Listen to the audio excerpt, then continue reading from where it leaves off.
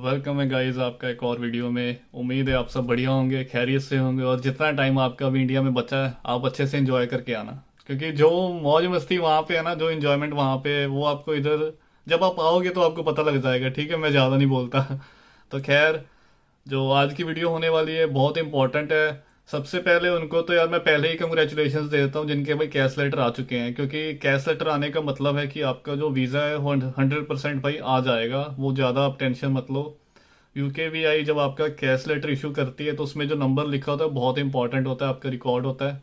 तो अगर उन्होंने इशू कर दिया है, कैश लेटर आपका आ गया है, तो फिर आप ज़्यादा वरीड होने की ज़रूरत नहीं है। क्योंकि स्टूडेंट बहुत मैसेज कर रहे हैं कि पाजी आ जाएगा नहीं आएगा वीज़ा।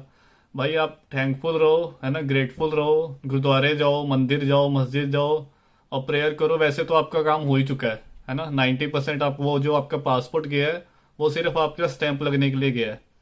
तो मुझे पता है अगर मैं भी आपकी जगह हूँ उस टाइम पे, है ना, तो एक टेंशन दिमाग में, नर्वसनेस रहती है, वो सबके रहती है, मैं भी था।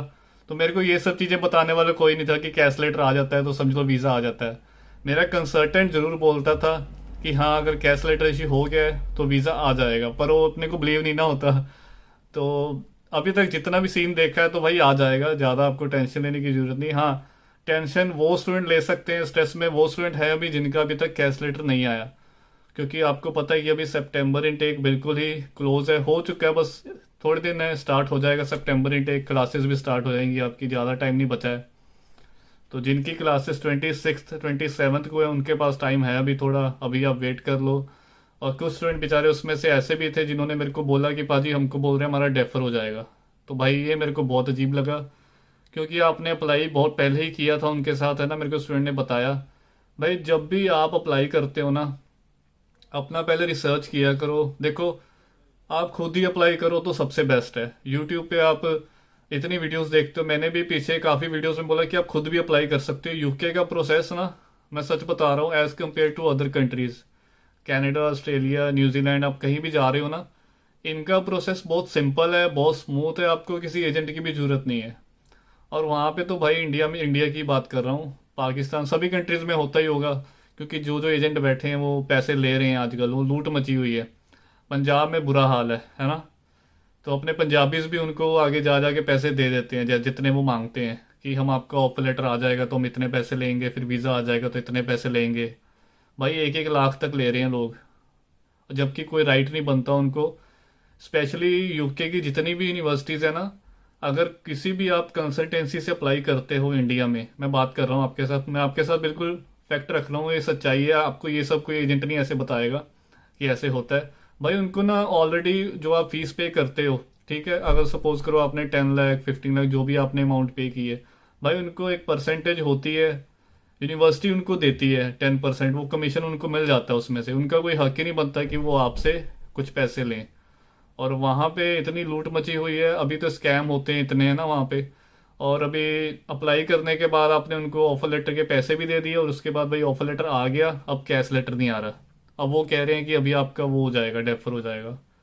तो इसमें गलती देखो आपकी भी है। आप आंखें बंद कर कर मत चले जाओ किसी भी एजेंट, आपको किसी ने बता दिया है, भाई आप थोड़ा ना खुद रिसर्च करो। ठीक है, आप बहुत पैसे ऐसे खराब करते हो, आप खुद थोड़ी रिसर्च करो। उसमें करना क्या है आपने, देखो, जितने भी आप पहले विजिट करो, विजिट बात करने के, काउंसलिंग के, भाई कोई पैसे नहीं लगते, बहुत अच्छे अच्छे कंसल्टेंट भी हैं। अगर आपको कोई दिक्कत आती है, मैंने आपको बताया हमारे थ्रू भी अप्लाई कर सकते हो। ठीक है, हम भी कोई चार्जेस नहीं लेते, क्योंकि यूके यूके का बनता ही नहीं है। यूके, कनाडा या जितनी भी कंट्रीज है ना, इनको सब उधर से कमीशन मिल जाती है। ऑस्ट्रेलिया का करो चाहे कनाडा का करो, जिस भी कंट्रीज का कर लो। हाँ, अगर किसी यूनिवर्सिटी में, किसी यूरोपियन कंट्री में अगर ट्यूशन फीस ही नहीं है, सपोज करो मैं इटली की एग्जांपल देता हूँ आपको।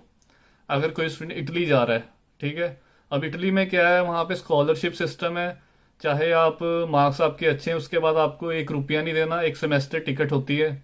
मैं एक बात कर रहा हूँ, मेरे को आप ये भी पूछते हो ना कि हम यूके का बजट नहीं है, तो ये उनके लिए, सपोज करो कि ये उनके लिए जा रहा है कि आप इटली जा सकते हो, वहाँ पे कोई ट्यूशन फीस नहीं है। हाँ, उसके लिए एजेंट अगर कुछ चार्जेस ले प्रोसेसिंग करने के लिए, क्योंकि इटली का बहुत कॉम्प्लिकेटेड है, बहुत लंबा प्रोसेस है, तो उसके अगर कोई एजेंट 20,000 50,000 लेता है तो ठीक है भाई, वो बनते हैं। ठीक है, क्योंकि उसका प्रोसेस भी बहुत लंबा है, वो सारे ट्रांसलेशन डॉक्यूमेंटेशन बहुत ज़्यादा है, मतलब काफ़ी कुछ है, स्कॉलरशिप अप्लाई करना, ये वो सीन। और जो यूके का सिंपल है, यूके का जो प्रोसेस है भाई वो बहुत सिंपल है, ठीक है। इसमें आप खुद भी अप्लाई कर सकते हो। आप यूनिवर्सिटी के पोर्टल पे जाके आपने एप्लीकेशन करनी है। अपने जितने भी आपके भाई डॉक्यूमेंट्स है ना, आपने स्कैन करके अपने फ़ोन में रखो चाहे लैपटॉप में रखो। आप खुद जाके अपलोड करने हैं पोर्टल पे। आपको जब आपकी एप्लीकेशन, आपने अपना सीवी, एसओपी, एसओपी चलो आप बाद में लिखोगे, ठीक है। तो सीवी आपका इंपॉर्टेंट होता है, एसओपी ये सब चीज़ें चाहिए होती है, letter of recommendation, medium of instruction, ये सब लेटर। तो इसमें क्या है कि जब आप ये सब चीज़ें अपलोड करते हो, सबमिट कर दो तो एप्लीकेशन, तो आपको मेल आ जाती है कि आपकी एप्लीकेशन सबमिट हो गई है। फिर यूनिवर्सिटी आपका रिव्यू करती है, ठीक है।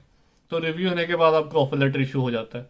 तो एक बार ऑफर लेटर इशू हो गया तो भाई फिर तो कहानी खत्म होगी, फिर तो कुछ करना ही नहीं है आपने आगे। तो बहुत सिंपल प्रोसेस है, आप खुद भी कर सकते हो। हाँ, कुछ स्टूडेंट ऐसे भी हैं कि जिनको रिस्क डर लगता है, ये वो भाई पहली बार होता ही है। जब आप कर लोगे ना तो इसमें कोई बड़ी कहानी नहीं है, बहुत सिंपल प्रोसेस है, आप खुद भी कर सकते हो। मैं तो यही बोलता हूँ कि आप खुद अप्लाई करो, किसी के पास जाओ ही ना। क्योंकि कॉन्फिडेंस रहता है।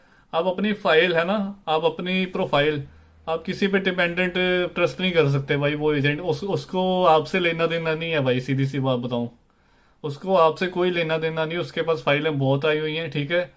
अगर वो डेफर भी कर देगा उसका कुछ नहीं जा रहा हो। आपने अपना खुद देखना है, ठीक है। आजकल ऐसा हो रहा है, अगर यूनिवर्सिटी की सीट्स भी फुल हो जाती है ना तो एजेंट बोलता है कि आ जाओ भाई हमारे पास अभी सीट्स बची हुई हैं, हम आपका अप्लाई कर देते हैं, ऑफर लेटर आपको वो निकलवा देते हैं, और उसके बाद आप बैठे रह जाते हो कि आपका कैश नहीं आया।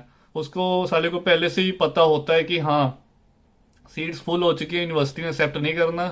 वो फिर भी जानबूझकर आपको उसी यूनिवर्सिटी में पुश करेगा कि इसी यूनिवर्सिटी में जाओ, अभी हो जाएगी एडमिशन, सब कुछ आपके पैसे वो से आपसे ले लेते हैं पहले ही। 20,000, 50,000 ये इतने पैसे आपसे ले लेते हैं। फिर आप फंस जाते हो। आप छोड़ते हो, मैंने इतने पैसे इन्वेस्ट कर दिए, अब मैं किसी और के पास जाऊं ना जाऊं, फिर आप सोचते हो मैं वेट कर लूं। तो सबसे पहली चीज आपने कि आपने थोड़ी खुद रिसर्च करो, पहले विजिट करो, अगर आपने किसी के थ्रू करना ही है अप्लाई, है ना। अगर फिर आपको कोई दिक्कत, अगर आपको लगता है आप हमारे थ्रू भी अप्लाई कर सकते हो, कोई दिक्कत नहीं है। आप नीचे मैंने डिस्क्रिप्शन में लिंक डाला हुआ है, आप उस पर जाके अपना फॉर्म, पूरा फॉर्म फिल करो, डॉक्यूमेंट्स अपने अपलोड करो। अभी जनवरी इनटेक के ही हम ले रहे हैं, सितंबर तो ऑलमोस्ट हो ही चुका है क्लोज, है ना। जनवरी और आगे मई इनटेक आएगा। तो कनाडा, चाहे आपने कनाडा जाना है, ऑस्ट्रेलिया जाना है, चाहे आपने यूके आना है ना, किसी भी। कनाडा का यार मैं अभी रिकमेंड नहीं करता क्योंकि रिफ्यूजल्स बहुत ज़्यादा आ रही हैं, ये आप सबको पता ही है, मेरे को ज़्यादा डिटेल में बताने की ज़रूरत नहीं है। तो अभी हमारे पास ऐसे ऐसे केस आए हैं, वो कह रहे 3-3 बार वही उधर से रिफ्यूज़ल आई है कनाडा से। और रिफ्यूज़ल पता है किन की आई है, जिनके 6.5, 7 बैंड भी आए हुए हैं। तो कनाडा से अभी रिफ्यूज़ल ही बहुत आ रही हैं, और 25 लाख के अराउंड एप्लीकेशन पेंडिंग में पड़ा हुआ है। तो बहुत ज़्यादा वहाँ पे एप्लीकेशन पेंडिंग है। इवन कि जो पेरेंट्स इंडिया से कनाडा जाना चाहते हैं, जिनके बच्चे ऑलरेडी वहाँ पे सेटल्ड हैं, उन्होंने विजिटर वीज़े अप्लाई किए होंगे। विजिटर वीज़ा भी बहुत, जो रिजल्ट आ रहा है ना बहुत डिले आ रहा है, 4-4, 5-5, 6-6 महीने लग रहे हैं। तो खैर वो एक अलग मुद्दा है, हम उधर नहीं घुसते। जो हम स्टूडेंट का देख रहे हैं, मैं वो आपको बता रहा हूँ कि आप ना खुद रिसर्च करो। पैसे मत दो किसी को भी पहले, कि अगर आपसे कोई पैसे पहले मांग ले, है ना, पैसे आप मत खराब करो अपने, है ना, वो बहुत ज़रूरी है। क्योंकि आप एक बार पैसे फंसा देते हो तो वो काम आपका, फिर आप कहीं के नहीं रहते, फिर आप सोच में पड़ जाते हो कि इधर से ही कर लेते हो, पैसे दिए दिए हैं ना हमने। तो यूके का मैंने आपको बता दिया कि किसी का राइट बनता नहीं है कि कोई आपसे 50,000 मांग ले, कोई आपसे 1 लाख मांग ले। इनको यूनिवर्सिटी से मिल जाता है बाद में, ठीक है। तो एप्लीकेशन अभी जनवरी टेक की ओपन है। अभी यार जो स्टूडेंट फंस गए हैं, अब जो कह रहे हैं कैश लेटर नहीं आया है ना, उन्होंने फीस भी पे कर दी। अब मैं उनको देखो अब क्या बोल सकता हूँ, मेरे को मैसेज करते पाजी आप यूनिवर्सिटी जाकर आओ, बात करके आओ। यार मैं कैसे जा सकता हूँ अब, कोई यूनिवर्सिटी कितनी दूर है ना। और यहाँ पे यूनिवर्सिटी का सिस्टम क्या है, मेरे को एक स्टूडेंट ने पीछे बोला भी था, तो साउथ हॉल वाली कोई यूनिवर्सिटी थी। देखो यार मैं अब किधर किधर जाऊंगा, है ना, मेरे को काफ़ी ऐसे मेल्स भी आती हैं, इंस्टा पे मैसेज। इंस्टा पे एक और बात भाई, प्लीज़ प्लीज़ प्लीज़ 3 बार बोल दिया मैंने, आप यार हाय हेलो मत लिख के भेजा करो, ठीक है। इंस्टा पे स्टूडेंट्स काफ़ी मतलब मैसेज करते हैं ना, आप हाय हेलो लिख के भेजो भाई। हाय हेलो वाले ना पीछे रह जाते हैं, मैं उनको रिप्लाई नहीं कर पाता। पहले उनको हाय हेलो का रिप्लाई हेलो दो, फिर उनके बाद वो क्वेश्चन। भाई अब सीधा डायरेक्ट ना अपना क्वेश्चन लिख के या ऑडियो, और प्लीज़ ट्राई करो, अगर आपने मेरे से इंस्टा पे बात करनी है तो आप ऑडियो भेज दिया करो, ऑडियो इजी रहता है।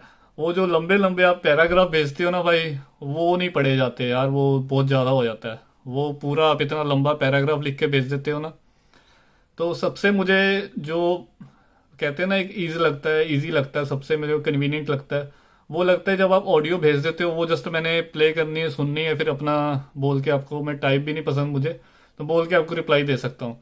तो अब हाय हेलो मत लिखो, डायरेक्ट क्वेश्चन पूछो, ये मैंने भी बोलना था आपको, मेरे दिमाग में आ गया तो मैं बोल देता हूँ आपको। तो खैर, अभी तो यही है कि जो फंस चुके हैं ऑलरेडी एजेंट के चक्कर में, जिन्होंने पैसे दे दिए हैं, फीस भी दे दी है ना, तो अभी वो यही कर सकते हैं भैया, वेट करो है ना कैश लेटर का। अब देखो उसमें मैं भी कुछ नहीं कर सकता। यूनिवर्सिटी यहाँ पे रिप्लाई कैसे करती है, आपको मेल ही करना पड़ेगा। मैं भी कोई जाकर अगर मैं बोलूँ कि मैं चला जाऊँ किसी लिंकन में या किसी कोवेंट्री, तो चलो इधर ही है कोवेंट्री, इवन कि मैं कोवेंट्री में भी जाऊँ ना, कोवेंट्री यूनिवर्सिटी में मेरे को स्टूडेंट ने पीछे बोला भी था, भाई वो सीधे बात नहीं करते, वो करेंगे कि आप इंटरनेशनल डिपार्टमेंट में मेल करो, सारा कुछ यहाँ पे ऑनलाइन, आप मेल लिख कर भेजो। और स्टूडेंट बोलते हैं वो मेल का जल्दी रिप्लाई नहीं आता। भाई उनको मेल ही करते रहो बस, और कुछ नहीं कर सकते। आप सेशन पे कॉल करोगे, वो आपको एडमिशन डिपार्टमेंट, इंटरनेशनल डिपार्टमेंट की मेल आईडी आपको दे देते हैं, वो आपकी उस पर आप उनको मेल करके अपनी कोई भी क्वेरी आप पूछ सकते हो। अगर मैं बोलूँ कि मैं डायरेक्ट जाके उस डिपार्टमेंट के किसी बंदे से मिलकर बात कर लूँ, बहुत ज़्यादा मुश्किल है, और ये नहीं कर पाएगा, कोई भी नहीं कर पाएगा। इवन कि आपके अगर दोस्त भी हैं तो वो भी नहीं ऐसा कर पाएंगे। मैं बिल्कुल बता रहा हूँ, ये चीज़ें आपको लगेगा कि अपने इंडिया का सिस्टम अलग है, आप इंडिया में जाके ऑफिस में मिल सकते हो, बट यहाँ पे नहीं है। यहाँ पे सारा कुछ ये ईमेल्स पे ही बात होती है। अपने प्रोफेसर, सुपरवाइजर, आप ईमेल्स ही उनको भेजते हो, ये जल्दी मिलते भी नहीं है, अपॉइंटमेंट बुक करनी पड़ती है पहले, ठीक है। तो ये सब सीन है, जब आप आ जाओगे ना यहाँ पे भाई, तो आपको ज़्यादा क्लियर हो जाएगा। मैं बोलूँगा तो आपको, मे भी आपको लगे कि हाँ ये ऐसे ही बोल रहा है, बट नहीं। जब आप आओगे यहाँ स्टडी करने, पढ़ने के लिए, फिर आप देखोगे कि बीआरपी कलेक्ट करना है, कुछ करना है, कोई डॉक्यूमेंटेशन यूनिवर्सिटी का कुछ भी है, सब ईमेल्स पे होता है यहाँ पे, ठीक है। तो खैर, ये एक वीडियो बनानी थी कि चलो आप अपनी हिम्मत मत हारो। जिनका कैश लेटर नहीं आया ना भाई, वो वेट कर लो। मैं तो देखो और कुछ नहीं कह सकता। हाँ भाई, जिनका आ गया है उनको ऑल दी बेस्ट है, फर्दर प्रोसेस के लिए हो जाएगा, वीज़ा आ जाएगा, है ना। और जिनका नहीं आया वो वेट करो, देखो फिर तो फिर डेफर ही होगा, डेफर होगा तो फिर जनवरी इनटेक है। और कुछ यूनिवर्सिटीज़ ऐसी हैं, बड़ी बड़ी यूनिवर्सिटीज़ यहाँ पे कुछ हैं ऐसी, जो जनवरी इनटेक नहीं होता उनके पास, उनका एक ही इनटेक होता है, सितंबर इनटेक। तो बाकी यूनिवर्सिटीज़ यहाँ पे मोस्टली जनवरी इनटेक और सितंबर इनटेक, इवन की मई इनटेक भी करती हैं। तो एप्लीकेशंस ओपन है, अभी से आप अप्लाई कर सकते हो। बस देख के सोच समझ के, क्योंकि घर वाले आपका इतना पैसा इन्वेस्ट कर रहे हैं, बहुत तो सोच समझ के करना भाई, जहाँ भी आप लगाओगे, है ना। तो ये बहुत इंपॉर्टेंट है, तो ट्राई करो। एक और चीज़ मैं, हाँ मेरे को याद आ गई बतानी, बढ़िया हो गया, उसमें भी आपका फ़ायदा ही है।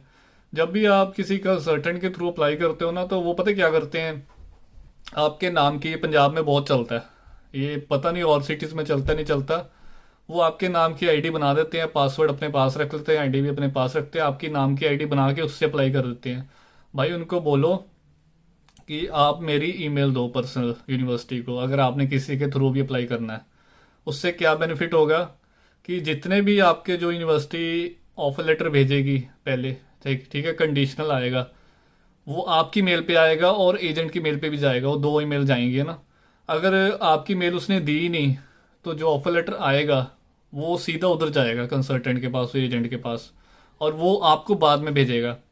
और वो फिर डाउटफुल रह जाता है कि कहीं फेक ऑफर लेटर तो नहीं भेज दी उसने, क्योंकि जो यूनिवर्सिटी की मेल आईडी वो आप पता लग जाता है कि जेन्युइन है नहीं है, वो सब पता लग जाता है। ऑफर लेटर से नहीं इतना पता लगता भाई, ऑफर लेटर तो फेक भी बन जाती है ना, फेक भी हो सकती है, कुछ नहीं कह सकते भाई, स्कैम तो बहुत हो रहे हैं वहाँ पे।